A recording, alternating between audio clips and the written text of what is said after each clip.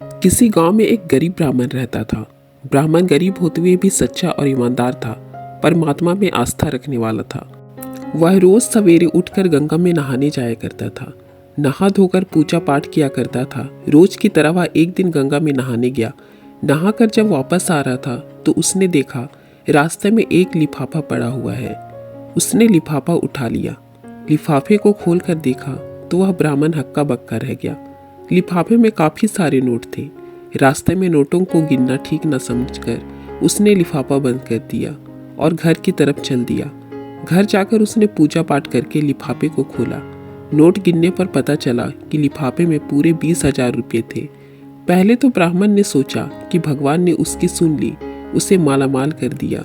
ब्राह्मण की खुशी ज्यादा देर रुक न सकी।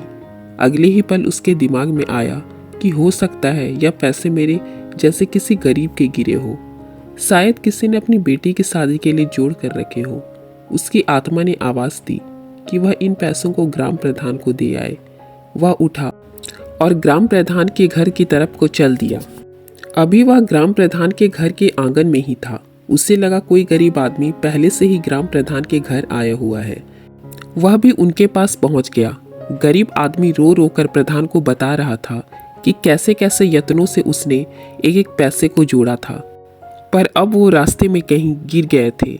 सारी कहानी सुनने के बाद ग्रामीण ब्राह्मण ने जेब से पैसे निकाले और उस गरीब आदमी को देते हुए कहा कि मुझे ये पैसे रास्ते में मिले हैं।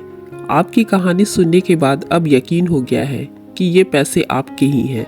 पैसे देखते ही गरीब के चेहरे पर रौनक आ गई। गरीब ब्राह्मण ने कहा, पैसे गिन लीजिए। गरीब आदमी ने ब्राह्मण का धन्यवाद करते हुए कहा कि पैसे तो पूरे ही हैं, इसमें से आपको कुछ इनाम देना चाहता हूँ। गरीब ब्राह्मण ने कुछ भी लेने से इनकार कर दिया। ब्राह्मण अपने घर को वापस आ गया। उसको इस बात की खुशी थी कि उसकी आत्मा की आवाज़ की जीत हुई।